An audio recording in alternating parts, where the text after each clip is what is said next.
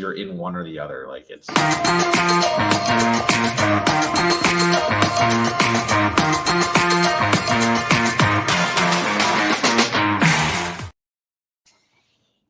Interesting. So we can see everyone in the chat. Yes. But I also don't have this on the right thing. Now we should sound much better. Some of you have noticed we're playing around with the multiple versions that StreamYard now creates, where it's a portrait and landscape version of the show, which is interesting. But yeah, so Brett has the little phone next to his name. Tommy had a phone next to his name, so they're online. Okay. But Brett and Tommy can't see the chat that's in the YouTube version on desktop. And it goes both ways. So like I logged in on my like regular YouTube app and I couldn't see anyone who logged in on the mobile. Interesting, yeah. I don't know how that works in the end, but yeah, we'll see if we wind up continuing to do this or say fuck it and it was a nice experiment. Everyone was questioning why there were two links, and so I was trying to explain it in some way, but even I was like, I don't know. I find it funny that our audience is like, tell us the details, and this morning I did it for FYC and nobody said a thing. Like, no one blinked. No one said a thing. What's up, everyone? Happy Friday. Today we will be talking The Running Man, Keeper, non-spoilers, and then at the very end we'll do Running Man spoilers. Do we also want to do Keeper spoilers, or should we wait on that one? Amelia hasn't seen Keeper. Yeah, so we'll Keeper spoilers will be next time. You didn't see Playdate, Perri? No, but I got this from Keeper. Fucking so weird. It's heavy. Which in itself is, no, I'm not gonna say Look it. At that. It says, tangled mane and wounded flesh, choked in filth, drowned in mire, now enshrined in nectar, beautiful and vile, our gift to you, your keeper. Thank you, Neon. I want to know what's in there. I don't, honestly, no. It's solid. Like it's, oh no, it's a liquid. You're right. Honey. Yeah. Nectar. I don't know if it's actual, but yes. Look when you do it this way. Never open it. Never open that. I'm never opening this. No, it would gross me out too much. Wait, it's on the bottom. It says, do not consume. In case I was thinking about not actual honey. Do not consume. Look at it now that I've made the honey go away. It's creepy. It's creepy. The things we get in the mail in this line of work. Yeah, I know. Something else. We have a super chat from Billy. Can't make it tonight. Wanted to say hi. Saw Running Man today, and many parts they got right. The movie was rolling along at a good pace, and while I had some problems, I enjoyed it. No, it's good. Hope to chat with y'all soon. Plus super chat, Billy. It's good. Good wordplay. Good everything. We like that. Rolling we appreciate along. That. I'm just gonna start saying that. Rolling along. Oh no, Mirror Domain says just saw Keeper and was kind of disappointed. We'll get to that. Yeah, we will. You're not alone. Were there any other random topics you wanted to touch on? Yeah, I had to fucking watch Playdate. I did not. I thought you were being sarcastic, like nobody saw it. No, I had to watch Playdate, and that's also out this week. That fucking who's in that? Kevin James and Alan Richardson. It is embarrassingly bad. It's actually like. It's like unfinished bad. It's like the editing was unfinished. There's an ADR. So like there's terrible ADR through the whole movie. But there's one point where they actually have the camera on Alan's face and like his character wants to like repeat a line of dialogue that is an insult. And I guess they changed what his line was in post, but he wasn't there. So you're watching this movie and it's the worst AI fucking overlay fake mouth tries to like it's embarrassingly bad. Like literally like this is a movie made by people who don't respect their audience and I have never been. It's one of my favorite it's one of my favorite reviews I've written for the AP Club. What did you give it? I tried to give it an F, but they only reserved the F for certain films. So it is the AV Club terminology, the gentleman's D-. Okay. Yeah, no, it's absolutely savage. It's one of the biggest skates I've wrote this entire year. Trying to think of what I watched this week. Other than the new releases we're talking about, I rewatched White Lotus on the way to New York. Still great, That show is so good. It's so I rewatchable. haven't seen a single episode. I finally watched. Really? Like of any season? No. Huh. It's very good. I highly recommend. I finally got around to watching. Because like now I'm steeped in Oscar stuff. Yeah. I watched Sentimental Value twice. Oh, I can't wait to watch that. It's Yes, it's really good. It's really, really good. We were last night we were at the Mighty Nine party, yeah. and we were talking to somebody, and somebody said like Sentimental's hands down their favorite movie of the year. It's Just like it's absolutely pretty fantastic. So good. For anybody who's like me in terms of really liking movies about making movies, and it's not that in the same way, but I feel like that pool of people are being really well fed by Sentimental Value and also Nouvelle Vague, which might wind up being one of my favorites of the year too. Love both of those. I watched Hamnet again. I will be watching this. There's so much. Hamnet's very, very good. I'm excited. I'm a little far removed from my last screening of it, so I was excited to rewatch it. And it was one of those rewatches where it's like everything gets more powerful the second time around. Hell yeah. You know what else I finally got around to watching that everyone else had seen forever ago? I finally watched House of Dynamite, and I haven't seen it yet. It was really good. That is also again on the list. I'm gonna be in binge mode hard the next few weeks. Why were people so hard on it? I have not read the reviews yet to know that because I want to see it first. But I thought it was really well done. I am excited to watch it. It's a Catherine Bigelow movie, so like, why would I not be excited? Like, I don't know, but like it, feels like that one came out and then completely fell off the award season radar. Oh yeah, no, it got everything I heard about it. Like, I didn't read any reviews, but everything I heard was just meh. I quite liked it. Caleb's here. You're gonna beat me this week, Perri? No, I'm not. I don't think so. I think I would have needed. I would have needed to have done better last night. I'm playing Perri again. Diggs did too well, and Diggs May didn't do well enough. So I played Perri last week in fantasy football in our critics league, and now this week I'm playing Perri. And I lost by less than a point. Yeah, less than a point there. Caleb had a really good week last week, and I just did not. Like I said, I've been struggling too. The Garrett Wilson situation last week really hurt me. Sam Laporte just went down for me in like 3 leagues. Oh. Wait, what does this mean? Off roster? Did something happen? What does that even mean? Look it up. I don't know. Off roster is exactly what you think it means. I don't know why it's saying that for Justin Fields. I do not think the Jets. Does anyone know if the Jets released Justin Fields randomly? No, that's strange. I think that might be a glitch in Sleeper. That's a mean glitch. Oh, wait, look, here's another one actually. There's a glitch. There's definitely a glitch. I was gonna say Sleeper. Justin Fields is still there. It's like, what the fuck? Not that I'm thinking about playing him anytime soon. What? What are you doing? Oh, that's funny. I'm sorry, I'm just playing with our live stream. Did you see something? I did. I tried to heart us. No, I didn't see it up there though. I can do a heart, but it's not actually... maybe if I look in YouTube. Wait. Everyone's just watching us experiment. Don't do that. Well, I want to see what happens. I want to learn about these new features. I love how we're just playing with. Oh, now you're hearing me curse. Wait, do it again now.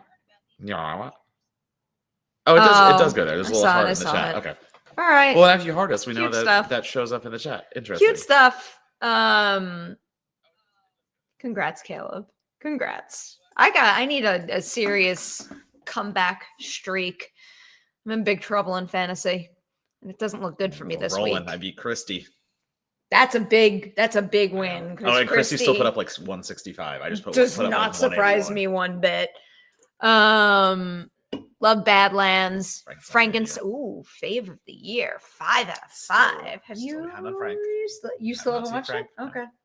I still have to rewatch it. I kept saying I was going to rewatch it after TIFF. Badlands good. We did that already. Yeah. So Badlands correct. Badlands fun. Go on Netflix and watch Frankenstein and watch Train Dreams. Yes, both of those legitimately. I loved Train Dreams. We just keep Rental Family just hit the. I saw that. Yeah, so like there's just everything that I have. There's so much there now. Yeah, it's like in a good way. Like I'm just gonna sit there and watch movies. It's in a good way. I'm a little overwhelmed, but soon I'll be happy to have been to have been catching up. I finally finished all of my end of year horror stuff too. Like literally all my every site that wanted like an end of year list wanted it by this week. So I wrapped up all my end of year coverage so I can literally just focus on awards movies. I got shit to do, man. Just devour them. I can't believe it's already time to start thinking about starting to work on my year-end montage. I should start downloading files. 14th. Fucking insane. Yeah, insane. So you're not doing it the one the one weekend that I don't know. No, so it's not like one weekend you have to do everything. Oh my God, no. That's my worst nightmare, actually. I have to spread it out. In particular, the process of downloading all the trailers, because that's the part I don't like. I like having them and then being able to play with them. I don't like the homework of downloading all of them. Yeah. All right. What do you want to talk about first? We'll pick keeper or running man. I was gonna say running man's the title topic. Man's the title topic. Okay. All right. So we should do, in that case, no spoiler. Yes. Wait. No spoiler running man, no spoiler keeper, spoiler running man. Yeah. Okay. So and take other things in between. Yes. The running man non-spoiler review. So the people know. See? We told you where to go. You can scrub. You can scrub to and find it. All right. So I actually posted a Running Man reaction on this channel, so I will give you the honors. Do you want to share some non-spoiler thoughts first? Yeah. Underwhelming. Not good. Really took issue with the third act particularly. I think it falls the fuck apart. It feels like a third act that betrays the storytelling beforehand and is an absolute speed run of storytelling in the back half. They introduce characters that they do not fulfill arcs for. They betray the message that they are trying to get across, and then they just hit the eject button and leave. I think the action is fun at times. I also think it does not feel like an Edgar Wright movie in any of the ways I want it to. He really struggles with the comedy here. It isn't even at all, in my opinion, with the tone, and none of that is the performance's fault too. I don't want to put this on Glen Powell or anything like that, because I do think Glen Powell is having fun in the role. I think he looks the part of an action hero and he does everything that the film asks him to. I just really think this is a jankily made movie. I just don't. The more I sat with it and the farther I got from it, the more I really took issue with a lot of the things that, again, unfortunately happened in the last third, especially. So I can't really get into it just yet. But yeah, no, I was absolutely underwhelmed. I did not like The Running Man. Oh, I did. I liked it quite a bit, actually. Yeah. Admittedly, though, the only thing that I had walked away wondering about after my first viewing, because, so it's always important to point out when I'm familiar with the source material. I've read that book a whole bunch of times. Obviously, I'm very familiar with the Arnold Schwarzenegger movie. I always think that's an important thing to emphasize, because one of the things that I really did need to sit with was the ending, because of how it was changed, and I wasn't quite sure how it was going to hit me. Upon watching it again, I do quite like the ending.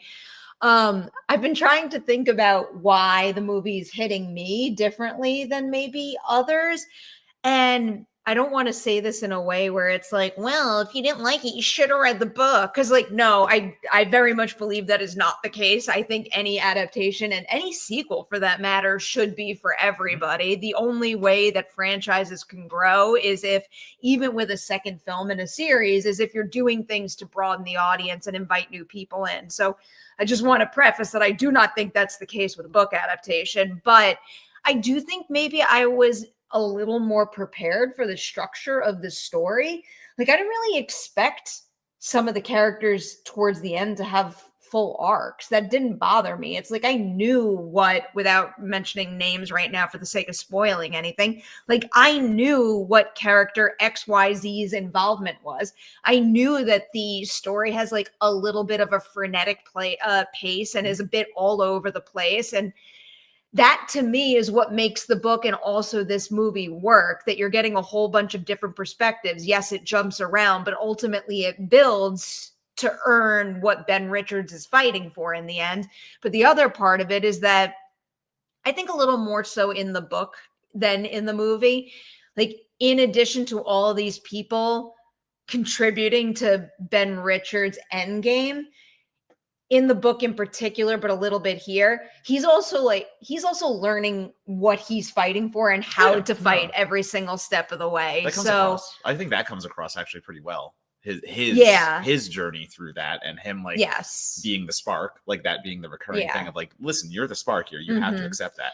I don't mind that part of it. The other thing that I think might be giving me a different opinion, again, maybe as a book reader, is when it was first announced that Edgar Wright was going to direct this movie. Like, I just remember sitting there and thinking, like, oh, I love Edgar Wright movies. Like, what is he going to bring to a Running Man movie? Like, why is his sensibilities as an artist a good pairing for that?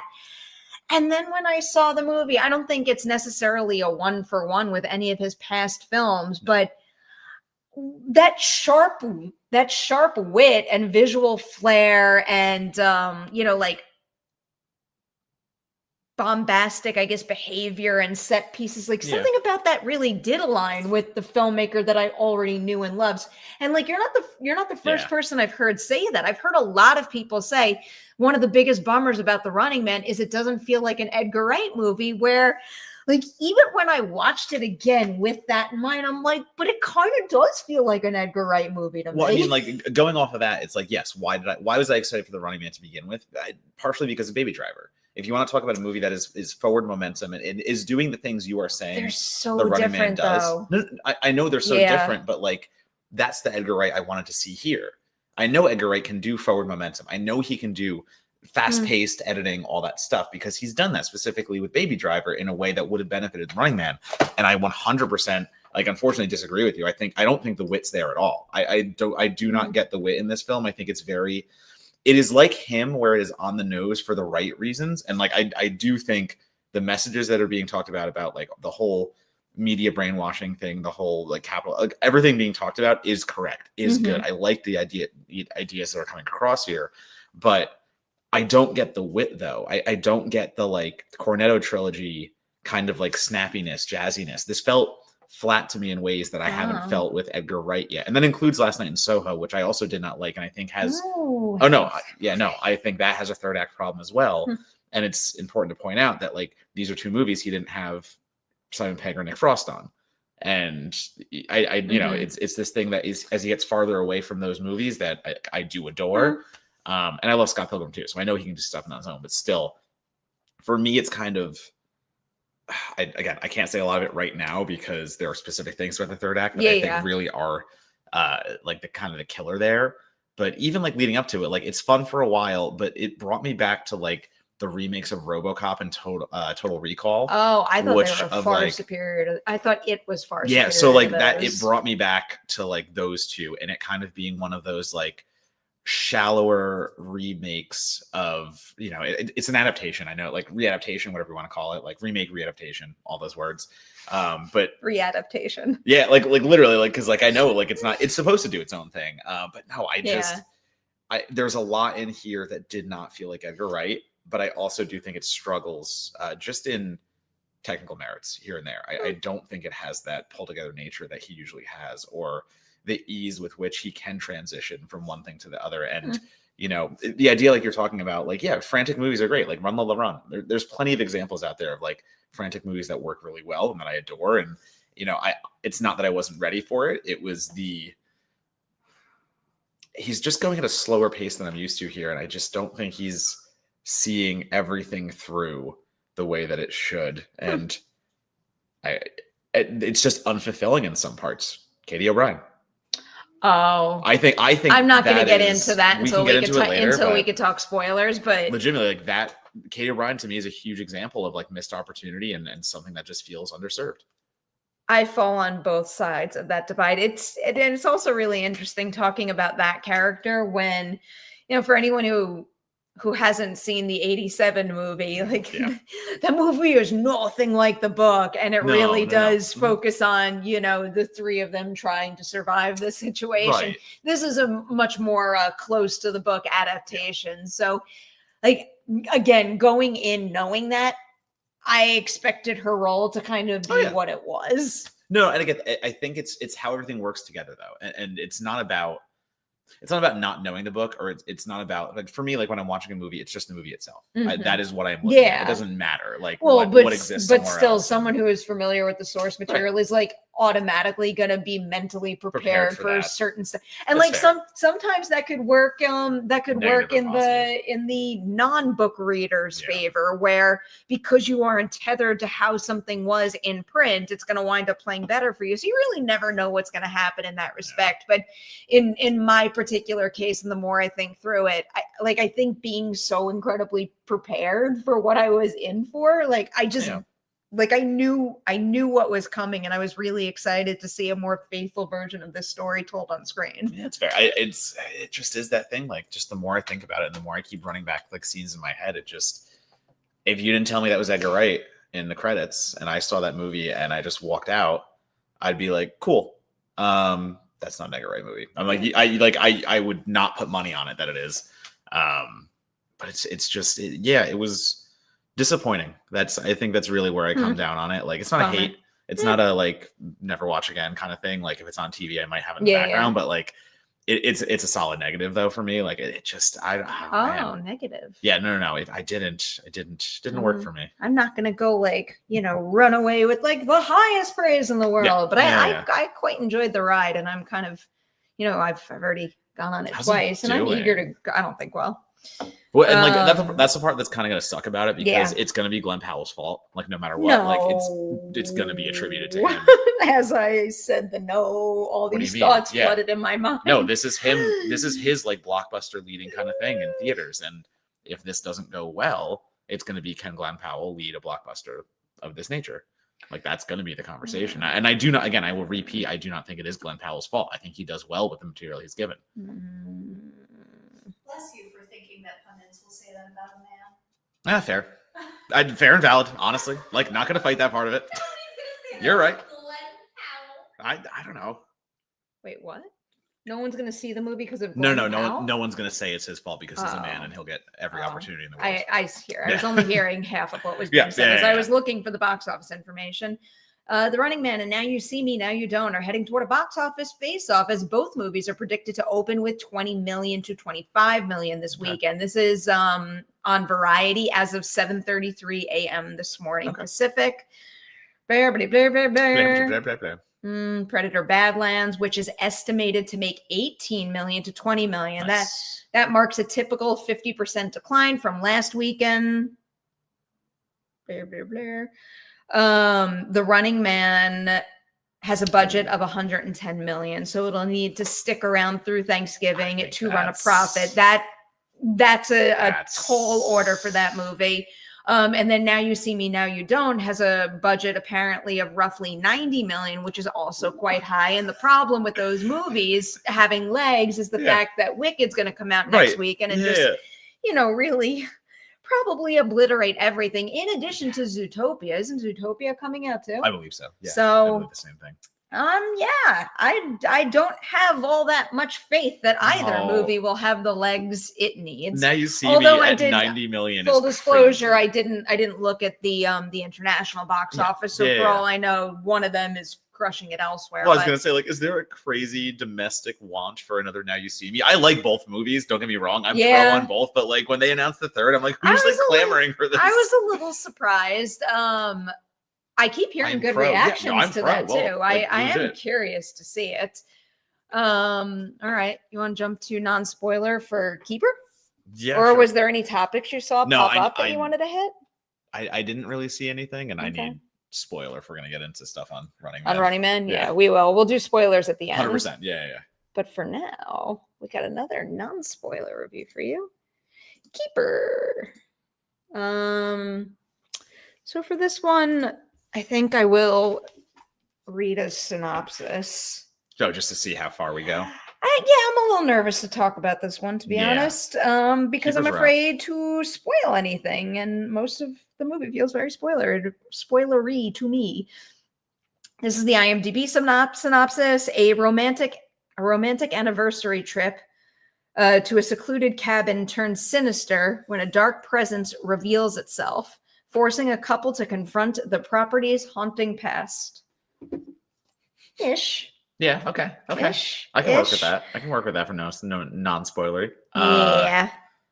I'll start again. Okay. Disappointing. Again, Keeper's disappointing. My relationship with Oz Perkins cinematically is I did not like any of his movies until Longlegs, and The Monkey became my favorite very quickly.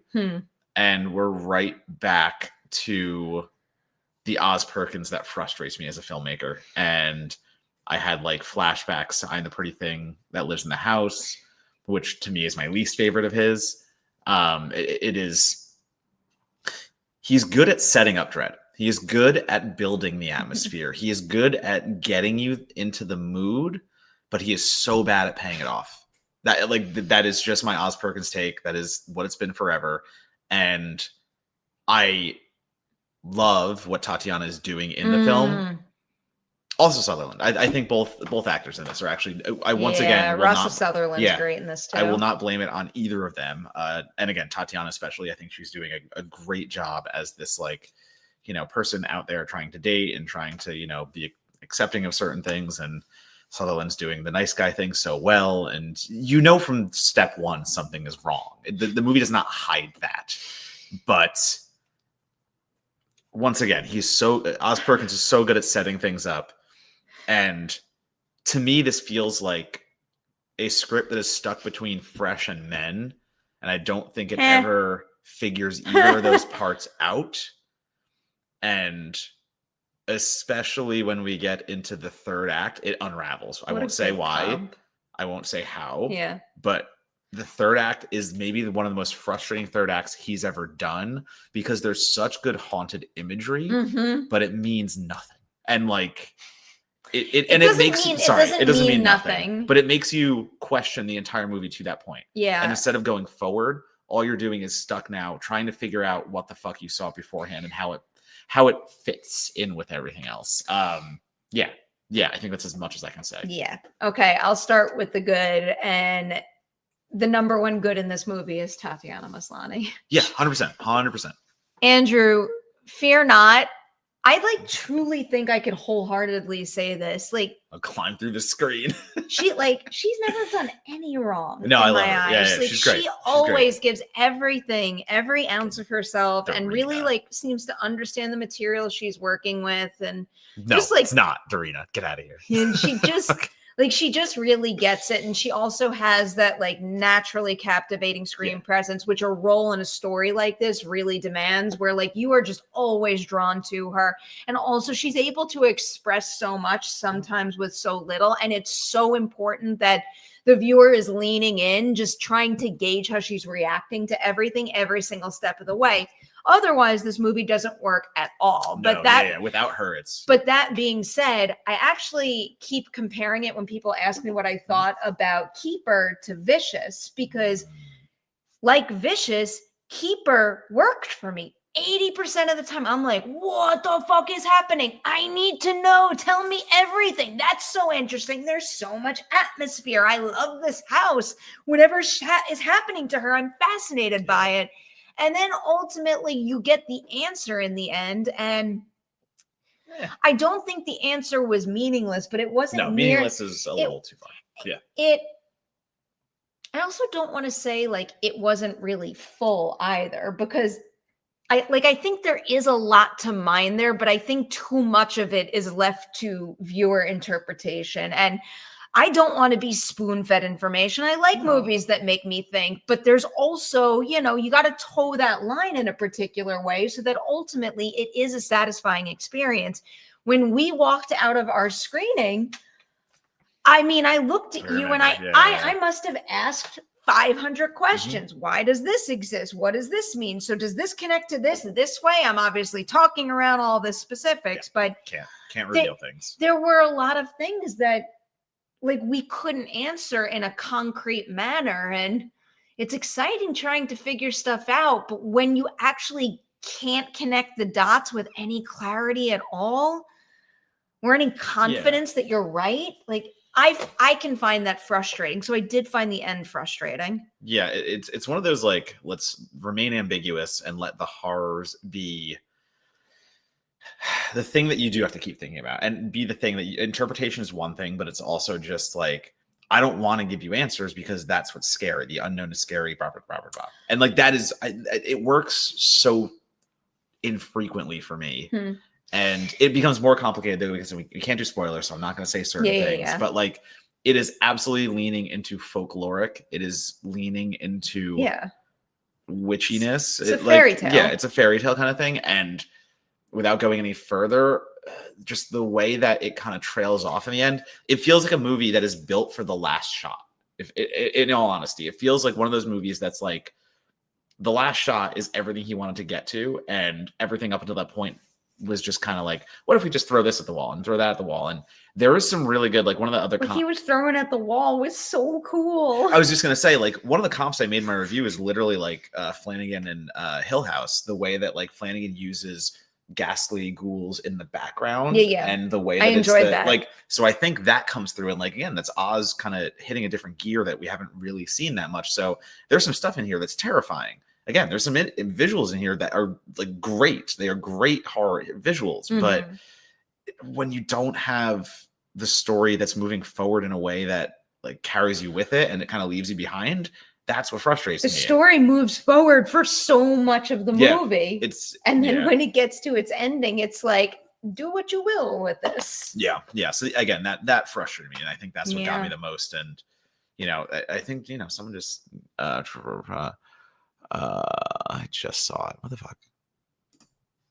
Do you have any theory of why horror third acts fall so flat lately? I don't think it's a lately thing. I think we just happen to have two examples right now. Well, I mean, like I have been struggling with the slow burn aesthetic since I don't even know how long, since A24 started really promoting horror hard and became one of like the forefront studios in it, because a lot of those movies are, the one example I use forever, and I know everyone loves it, is Saint Maud. Where it's a movie that's like, again, I know I'm the outlier here, but it's a movie that's all build up for a 3-second final shot, and that's it. And it's like that kind of storytelling doesn't work for me. That's inevitable with the slow burn format. That is what a slow burn is. It's a slow burn to get to the big reveal, and that just puts so much weight on the big reveal. And I think that also makes it so a big reveal has like no room to play. It either like is not good enough, or you knock it out of the park, and there's like no middle ground. It's but again, I think that's what really started a lot of horror. Like that's what kicked off a trend in horror, and that's what kicked off. You have the slow burn, you have the quote unquote trauma horror, you have all these things that are slowing down the pace and wanting it to be so dependent on the payoff, but so few films. Like it's the one thing that like the one movie does it tremendously, and everyone chases it after that, and no one else can do it as good as that. Like it's just inevitable, and it's what happens with trends. So why is that happening still? I think there's still holdover on that. I think there's still holdover on that entire, we're going to build to it, and like you better hope you like the payoff, because if you don't, the entire movie's out the door. Like it's not one of my favorites. I think I know what face you're talking about. I already know that. Yeah. I'm fascinated by that face. Yeah. Well, again, like the witch, however you pronounce it, is like one of the the witch. Just because people are formatting it like that, it's still the witch. Could be the witch. Who knows? No, then it would be the witch. The fact that they got you to do that is fantastic. Oh, that's perfect. Interesting. No. Yeah, I think I would. I know you're asking about tone, but I think because the subject matter is so drastically different, I'm having a tough time making a tonal connection either. I do think Bring Her Back is more devastatingly dark, I think I would say. They're both dark films. They both go different places. But I do think Bring Her Back has... I'm not going to tell you this now, but remind me to tell you an interpretation of this movie that I heard from someone who worked on it. And that version is devastatingly dark to me. And I'll share that next week when we're able to spoil this movie. Pronounce that one. Viva No. Vendetta. No, you do it. I'm not doing it. Yeah, I already did the first one. I'm going to say that all night now. Oh, that's fantastic. As we drink our Vichy margaritas. Are they margaritas or are they martini? What were they again? Margaritas. But I'm going to make them make mine a martini. Okay. Yeah, okay. with vodka. Where our evening activity is going to try the Chili's wicked drinks. Why not? Because Matt's never been to Chili's. Never been to a Chili's. Really? Yeah, we didn't. That was not one of the local chains. We did briefly discuss that last weekend, didn't we? We did not have that local chain. Wild. We were Applebee's. We were. I had an Applebee's. Applebee's and Fridays. I went to Chili's a good deal. There was always a Chili's by one of the movie theaters that we would go to. So we would go to the theater and then we would walk across the parking lot. We had Cheesecake Factory right next to our theater. So that was Cheesecake Factory after every time. Yeah, no, Chili's was not in the lexicon. Tonight it's going to happen. It's big night. Big night. First Chili's meal and whatever these drinks are. You know, it's going to be like a stupidly expensive drink. I'm going to spend all this money on it. I'm going to have one sip and be like, you're gonna hit it and then I'm going to get a beer. Yeah. Absolutely. Yeah. We all know that's going to happen. Yeah. I'm not mad about it either. I'm prepared for it. It's like the Running Man. I'm prepared for what I'm in for, so I like it more than most. Actually, it's the opposite. That's not going to happen. No, that's not going to happen. I just won't be upset about spending all that money on something I don't like. Anything else you want to touch on before we veer? No, those are the big topics. I think those are. We'll give you all 2 minutes to drop in any chats for any news that you want us to discuss. It's all V things. Yeah. B things. Yeah. You guys. Oh, yeah, it's all. Darina's talking shit. Whoop, where's Darina? She's talking shit. She's talking shit about Badlands still? Yeah. She's in here talking fucking Badlands shit. All right. I love now what else that is she... movie. It's boring. I forget what it is, yeah. Yeah. No, yeah. What? Just people agreeing with me. It's fine. Okay. It's fine. You want to pat yourself on the back? Just people agreeing with me. Yeah. I need validation constantly. Just people agreeing with me. What do you mean? All right. All right, let's do it. All right. Let me change it. Actually, while I change it, this looks exciting. I saw Isabel Furman post a video from the set. Oh, cool. She just seems to be having like the time of her life doing it. Yeah, that was one of those sequels I didn't expect to be as good as it was, and I was very happy with it. While I'm doing this, why don't you plug stuff? Sure, at Donatobomb, DONATOBOMB. That is where I'm always at, and that's Blue Sky, Letterboxd, and Instagram mostly. You can also follow my podcast, Certified Forgotten, and Apple, Spotify, where they all are. And then you can listen to us talk about horror movies with 10 or less critic reviews on Rotten Tomatoes, because that's what we do. We like to talk about little movies that no one else is talking about, because someone has to, and we'll take that hit. Kind of like First Kill too. Did you like that? The second Orphan movie? Yeah, I was just saying that. Like literally, I like that sequel is legitimately I couldn't like type and listen to you at the same time. No, I think First Kill is better than Orphan. Honestly, I had a lot of fun with it. I like them both quite a bit. I'm excited to see another one. You can go watch what I plug every single week. You can go to the. Well, I almost repeated what you said. If you like, find me on Twitter and Instagram at Peanut tomorrow morning-ish, we're going to release the Katie O'Brien Ladies Night. And I just think she's the coolest. I think she's insanely talented. Some really good insight into what happens to her character in that movie, but also her experience being in Marvel and Star Wars and Twisters and having all this good stuff come her way. We talk a little bit about Queens of the Dead, which I really like. We talk about Christy. I thought her performance in that was just like top tier. She's doing exactly what she needs to in that movie. So check that one out tomorrow. And then for all of the Has Been Hotel fans out there, when they release the finale next week, there's only one place you're going to want to go. You're going to want to go straight to the Collider Ladies Night YouTube channel, because I sat down with Vivian Madrano again, and oh my, so much good insight. Hell yeah. If you like the show, you're really going to enjoy that conversation. So I can't wait to finish it. Stay tuned. Stay tuned. You know what? One thing I'm going to miss when it's over. So I bought the soundtrack, and I bought it like in full. Yeah. So every day when I check my phone or like every week, whatever, Yeah. it's like a couple new songs premiere. Like I feel like it's like an advent The little- calendar, yeah, like where you have the like a new bursts. I thing do to like get that. every day. So I'm That's gonna be a fair. little sad when all the I songs get are that. out and I have no new I get song. that. Yeah.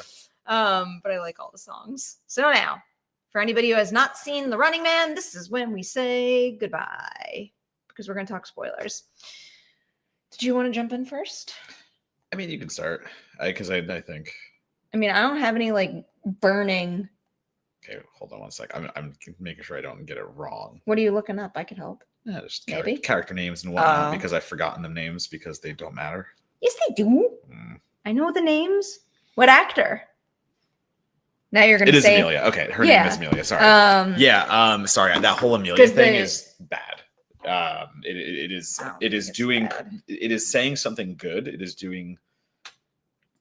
is trying to have a full-fledged arc in 3 scenes, and either you had to give that arc more time, or you had to just not make it try to mean as much. And I think this is where I struggle with Edgar Wright's delivery the most, because where we have the humor that is happening in earlier parts with like the rebellion, Michael Cera's character, there is such good humor baked into some really impactful I loved what Michael Cera was doing with that role. And like I again, high point. I think Cera is a high point in the film, but in trying to then flip from that humor to something entirely more serious, like I don't think he ever finds out how to balance making us laugh with trying to hit us with these like super important messages and like the sentimentality and emotionality of those moments. Like I feel like they were always at odds, so I struggle with her the most. Yes, I mean that kind of leap made sense for me because those characters are on such like polar opposite sides of this divide. Like when you jump from a character like him to her situation, like that shift is inevitable. I also thought those shifts kind of served the story overall well, because it's just like, you know, he's on this journey and you think you're taking a step forward every single step of the way, and just when he finds like people who are technically part of the resistance and they get what's good and what's bad, maybe they don't know how to go about fixing it, but at least they can somewhat tell the difference between right and wrong in their own way.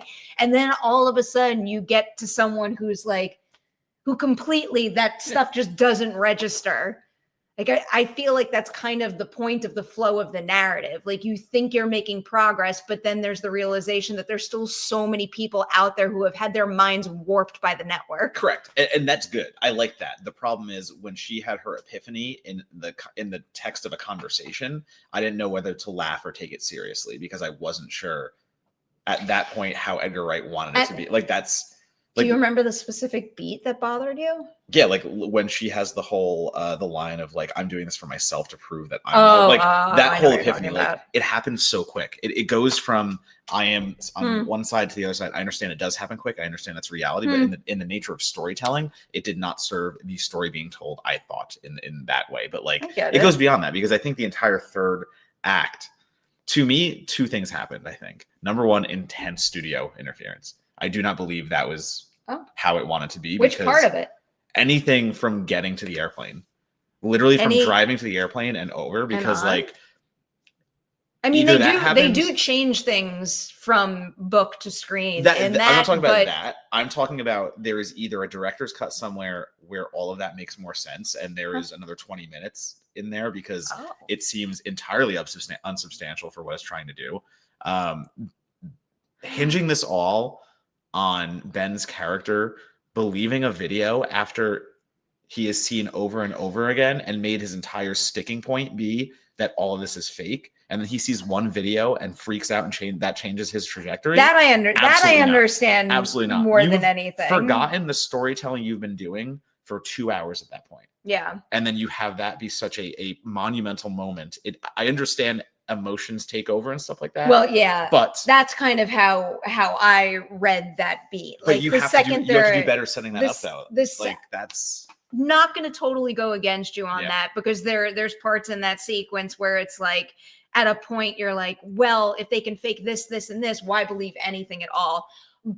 But I think when you have a character whose entire motivation has been these two people, and just when he thinks he's getting close-ish to the finish line, all of a sudden they're like, well, they're dead. I can see him snapping, especially when when Glen Powell has been playing him as a ticking time bomb literally the entire film.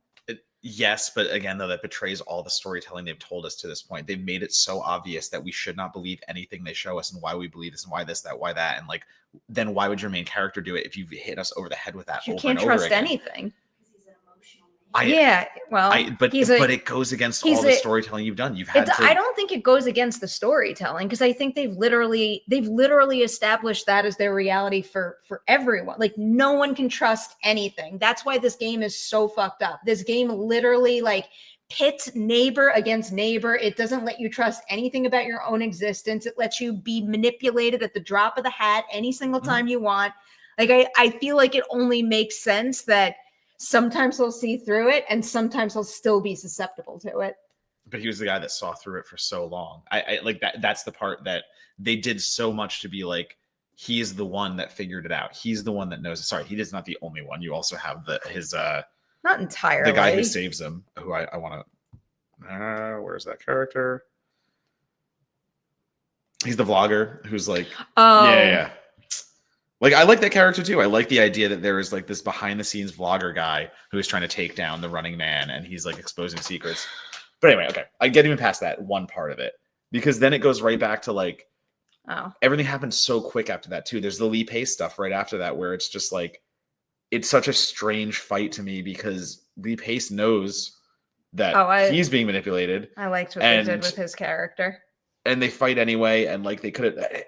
It just gets so messy after that point for me. The timing on like the plane going down, and then him immediately like, you know, being in mask and seeing his family alive, and then going to kill Dan, like, and it ending the way it did, it just seems like a speed run. It just seems like they've ran out of like, either they ran out of time, which I think I believe there is more to this movie that makes all that make more sense. But like, there was also a very short timeline to complete the film. Yeah, but like, you still have to work within the confines that you're given to make like a movie that actually functions.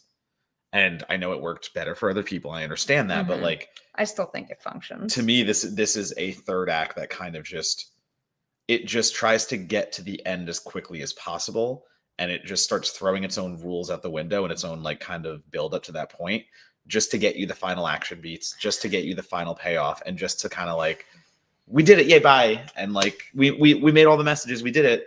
I'm not going to say the movie's not messy in some moments. I think it definitely is, but I also think I think it's got an energy that I got sucked into. I was really, really caught up in the ferocity of Glen Powell's performance, and also like quite energized by the ties to our reality, and the reality ties are that, and seeing 100%. them I like that. dished out like in your face so bluntly. I thought that was a very effective way to go about it. I mean, it's, you know, it's part of the reason why I like the book so much. And like, the book is just wild to me now too, because like, it's fucking 2025. Yeah, and it's still being relevant. 2025. Well, the book takes place in 2025. Oh, taking place. It's just like, I do think I don't know how many people are making the connection, so I'm not going to say that was a genius box office decision, but yeah, like, I have to imagine any book reader is going to appreciate the fact that it is coming out in the same year it takes place. It's the long walk effect of it too. Like, that was written so long ago about the Vietnam War, and all that stuff works. Well, like, it works so well today. Just sub the Vietnam War for other modern stuff, and like, we're right back in it. The fact that it still works today is so sad. Yeah, so sad. Go ahead. Got a Wiley. I agree with Matt, but I still thought it was okay. Wright is my favorite director, and this movie did not feel like a Wright movie. Liked Soho more. Interesting. Okay. I don't know which I like better, Soho and Running Man. That's a good question. They're so different. I gave them both like a 2.5, so like they were the negative for me. But like, if I was gonna rewatch one, I think I would rewatch Soho. I think I'm the same way. I'd probably go 3.5 on this one. Yeah, valid. Yeah.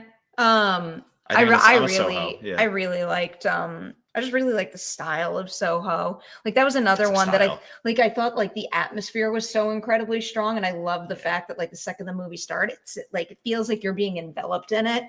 that had a way to me, like if we're Soho versus Running Man, I think Soho had a way more individual tone. What's I your think that favorite was, Edgar Wright movie?